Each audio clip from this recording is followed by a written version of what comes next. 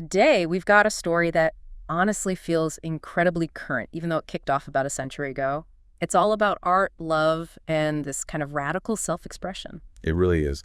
We're diving into the world of Gerda Wegener.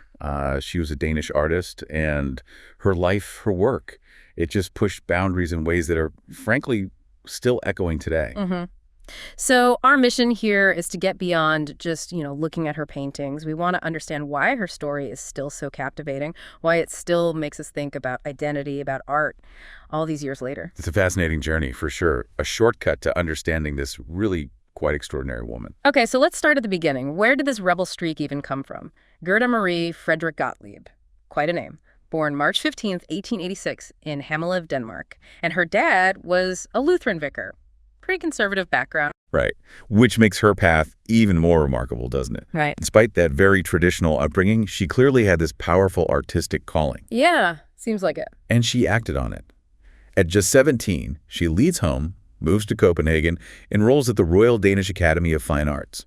And it's important to note, this was the women's course. Ah, right. Segregated even then. Pretty much. The main academy was still largely a male domain.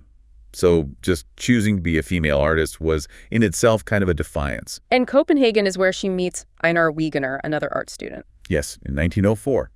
Sparks fly, apparently, because they get married that same year. She was 19, he was 22. Young love. And her career started taking off pretty quickly after that. It did. She gained recognition as an illustrator, for newspapers, advertising. She actually won several drawing contests for the Politiken newspaper. Let's see, 07, 08, 09. Things like Copenhagen Women, The Figures of the Street, popular stuff. Okay, so she's getting known, getting accolades. But not without some pushback, even early on. There was this incident in 1906, the peasant painter dispute. Peasant painter dispute? What was that? Well, her portrait of Ellen von Kohl got rejected from some major exhibitions. Officially, the debate was about style. Some critics cried plagiarism, like she's copying the Italian Renaissance. Others saw it as just an elegant portrait. Okay. But was there something else going on? Almost certainly. Looking back, it seems the real discomfort, even then, was maybe linked to her, let's say, unconventional way of seeing things, possibly including early instances of her portraying Einar in feminine ways, even if subtly, as if an early warning sign that her vision wasn't going to fit neatly into the establishment's boxes. Right, foreshadowing.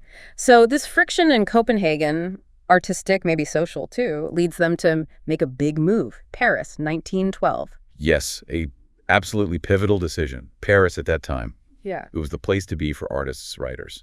Much more liberal, much more open than Copenhagen. A breath of fresh air, you imagine. Definitely. It gave them the space, the freedom, to really develop their art without that constant scrutiny. And crucially, to live their lives, their relationship, more openly. And Gerda's career was just exploded in Paris, right? Oh, absolutely. She became incredibly successful, a sought-after portrait painter, but also a star illustrator for huge fashion magazines. We're talking Vogue, La Vie Parisienne, Fantasia. Wow. What was her style like then? Very distinctive, often described as piquant, sometimes decadent. Think elegant women, those signature almond-shaped eyes, bright red lips, very chic, very modern for the time.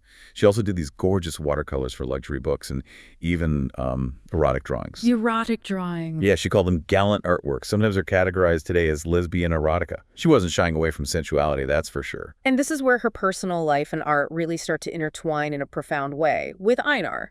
Or rather, Lili. Exactly. The story goes that around 1904, even before Paris, a model didn't show up. Gerda needed someone to pose, specifically someone with elegant legs for stockings, apparently. So she asked Einar. Just like that. Put on these stockings? Pretty much. And Einar, well, something clicked. Putting on women's clothing, posing. It led to the creation of this persona, this identity, Lili. And Lili quickly became Gerda's absolute favorite model, her muse. So these posing sessions, they weren't just about the art for Gerda, they were transformative for Einar too. Profoundly so, it seems. This was the beginning of Einar's journey towards understanding and embracing his true identity as Lili Elbe. And Lili, in turn, inspired so many of Gerda's most iconic paintings, these incredibly stylish, confident women. It was this unique, intimate collaboration. It really is incredible. Well, think about it. For centuries, beautiful women in art were almost always painted by men, right? Seen through the male gaze, often passive objects of beauty. Gerda completely flipped that. How so? She painted women with, well, with admiration, but also with identification as subjects, Yep. Conscious beings with their own lives, their own desires, not just things to be looked at. She gave them agency on the canvas. It was revolutionary. And her style helped convey that. You mentioned Art Nouveau, Art Deco. Definitely. Her style was perfect for it. Art Nouveau with those flowing organic lines, and then the sleekness, the glamour of Art Deco. Think geometric shapes, bold designs. It all contributed to this feeling of modern, confident femininity. So her subjects weren't just passively beautiful. Not at all. They were shown doing things, being active, sometimes exhibiting real power, even seductive power.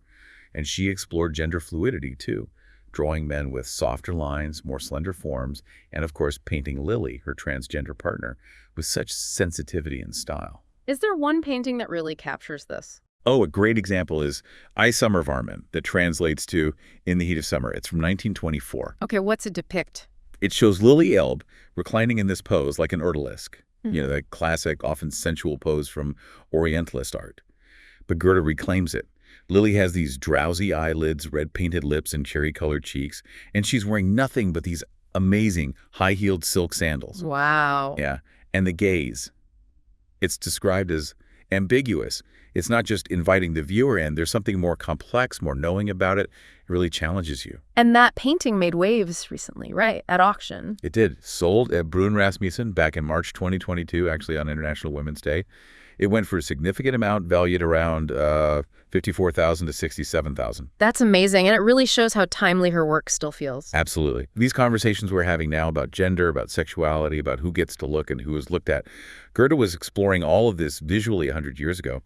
It's why people are looking at her work again with fresh eyes. But their personal story took an even more radical turn, didn't it? With Lili's decision to undergo gender reassignment surgery. Yes. This is where things become truly groundbreaking and also tragic. In the early 1930s, Lili decided to medically transition. She went to Germany for a series of surgeries. Which was incredibly rare back then, almost unheard of. Exactly. She was one of the very, very first people to undergo such procedures. Highly experimental, very risky. The main work was done at Magnus Hirschfeld's Institute in Berlin, and later with a doctor named Kurt Warnekros in Dresden. We're talking multiple operations, removing male organs, attempting ovary and even uterus transplants, pushing the absolute limits of medicine at the time. And this had legal implications for them as a couple, too. It did. Because Lili was now legally recognized as a woman, her marriage to Gerda was no longer valid under Danish law, which didn't permit same-sex marriage. So the King of Denmark himself, Christian X, officially annulled their marriage in October 1930. Wow. But Gerda supported Lili through all of this. Unwaveringly. That's what's so remarkable. Even after the annulment, Gerda was right there. She helped finance the surgeries. They remained incredibly close. Their bond clearly went much deeper than legal definitions.